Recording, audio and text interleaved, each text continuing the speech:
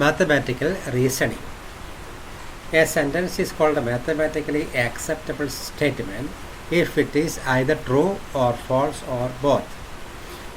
നമ്മൾ ലോജിക്കലി നമ്മൾ പറയുമ്പോൾ ഒരു സ്റ്റേറ്റ്മെൻറ്റ് ഓർ എ സെൻറ്റൻസ്, നമുക്ക് സെൻറ്റൻസ് എങ്ങനെ പറയാം, ആ സെൻറ്റൻസിന് മീനിങ് ഫുള്ളായിട്ട് ഒരു ആൻസർ ഉണ്ടെങ്കിൽ അതിനാണ് നമ്മൾ മാത്തമാറ്റിക്കൽ സ്റ്റേറ്റ്മെൻറ്റ് എന്ന് പറയാം. ആ ആൻസറിനെ പറ്റി ഒരു കൺഫ്യൂഷൻ നമുക്ക് ഉണ്ടാകാൻ പാടില്ല. ഒരു എക്സാമ്പിൾ നോക്കാം. ഇപ്പോൾ 2 + 2 = 4. 2 ആഡ് ചെയ്താൽ ആൻസർ 4 ആണ്. Just true. അപ്പോൾ കൺഫ്യൂഷനൊന്നുമില്ല. ഓക്കെ, അപ്പോൾ അതുകൊണ്ട് അതൊരു സ്റ്റേറ്റ്മെൻറ്റ് എന്ന് പറയാം.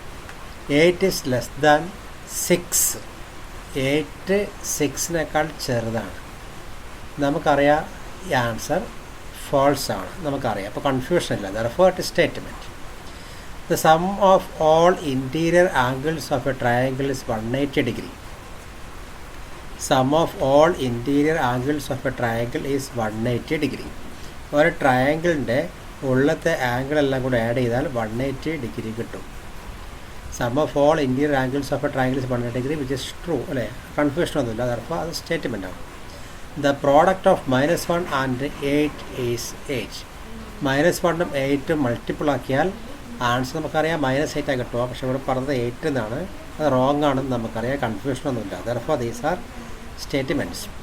ഇനി നോട്ട് എ സ്റ്റേറ്റ്മെൻറ്റ് നോക്കാം. മാത്തമാറ്റിക്സ് ഈസ് ഡിഫിക്കൾട്ട് എന്ന് പറഞ്ഞാൽ മാത്തമാറ്റിക്സ് ഡിഫിക്കൽട്ടാണ്. ആർക്ക് ഡിഫിക്കൽട്ട്? ഡൗട്ടുണ്ട്, അപ്പോൾ കൺഫ്യൂഷൻ ഉണ്ട്. ചിലവർക്ക് ഈസി ആയിരിക്കും, ചിലവർക്ക് ഡിഫിക്കൽട്ട് ആയിരിക്കും. അപ്പോൾ കൺഫ്യൂഷൻ ആയതുകൊണ്ട് that is not a statement. The sides of a quadrilateral have equal എന്ന്.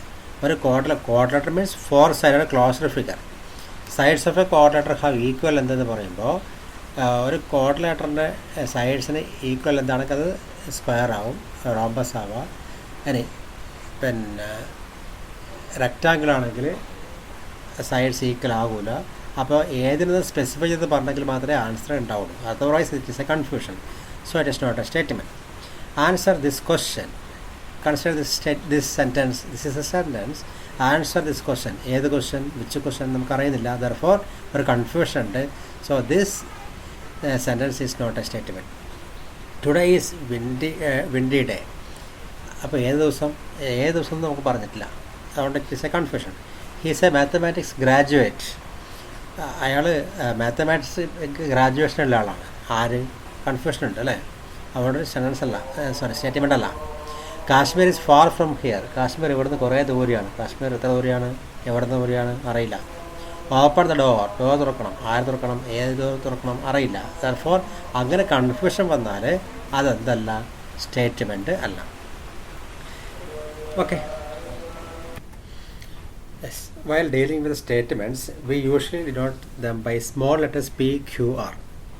ഇപ്പോൾ സ്റ്റേറ്റ്മെൻറ്റിനെ റെപ്രസെൻറ്റേറ്റ് ചെയ്യുന്നത് PQR എന്ന് പറഞ്ഞിട്ടുള്ള ലെറ്റേഴ്സ് ഉപയോഗിച്ചിട്ടാണ്. For example P, statement P such that fire is always hot. അപ്പോൾ ഇതൊക്കെ സ്റ്റേറ്റ്മെൻ്റ് ആണെന്ന് പറഞ്ഞു. നമുക്ക് അതിൻ്റെ മീനിങ് ചെക്ക് ചെയ്യേണ്ട ആവശ്യമില്ല. Fire is always hot. അപ്പോൾ അതിന് കൺഫ്യൂഷനൊന്നുമില്ല. തീക്ക് ചൂടുണ്ടാവും, അതിൽ കൺഫ്യൂഷനൊന്നുമില്ല. അതുകൊണ്ടാണ് സ്റ്റേറ്റ്മെൻ്റ് എന്ന് പറഞ്ഞത്. നമ്മൾ ചെക്ക് ചെയ്യേണ്ട ആവശ്യമില്ല. അടുത്ത statement all real numbers are complex numbers. അപ്പോൾ ഇങ്ങനെയാണ് സ്റ്റേറ്റ്മെൻറ്റിന് പേര് കൊടുക്കുമെന്ന് പഠിച്ചിട്ടുണ്ട്.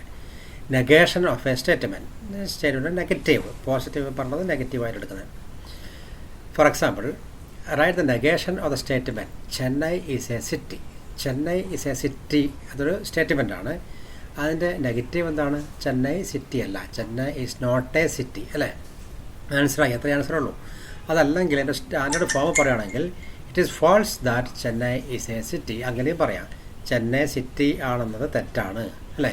ഒന്നുകിൽ ഇങ്ങനെ പറയാം, Chennai is not a city എന്ന് പറയാം, അല്ലെങ്കിൽ ഇറ്റ് ഈസ് ഫാൾസ് അങ്ങനെ ചേർത്ത് പറയാം. It is false that Chennai is a city. നെഗേഷൻ്റെ സിമ്പിൾ ഇങ്ങനെയാണ് സിമ്പിൾ.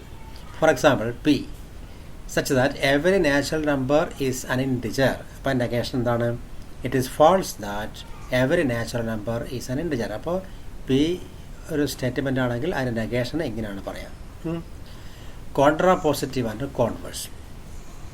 ഇപ്പോൾ ആദ്യം കോൺവേഴ്സ് പറയാം. The converse of P. Example നോക്കിയോ. കോൺവേഴ്സ് ഓഫ് അങ്ങനെയല്ല പറയേണ്ടത്. Converse of P implies Q. P implies Qൻ്റെ കോൺവേഴ്സ് എന്ന് വെച്ചാൽ തിരിച്ചു പറയാം. that is Q implies P. Okay, what is converse of P implies Q? Q implies P. ഇനി contrapositive of P implies Q ആണെങ്കിൽ not Q implies not P, അല്ലെങ്കിൽ negation of Q implies negation of P. അതാണ് ശ്രദ്ധിക്കാനുള്ളത്. ഇപ്പം A implies B. What is its converse? A implies B. What is its converse? B inverse A. ഇനി അങ്ങനെ കോൺട്രാപോസിറ്റീവോ not B implies not A. Okay. Example, write the contrapositive and converse. If a number is divisible by 9, then it is divisible by 3. A number is divisible by 9, then it is divisible by 3. അതിൻ്റെ converse എന്ന് പറയുമ്പോൾ ഇവിടെ തുടങ്ങി തിരിച്ചു പറഞ്ഞാൽ മതി. If a number is divisible by 3, then it is divisible by 9. തിരിച്ചു പറഞ്ഞാൽ മതി. ഓക്കെ.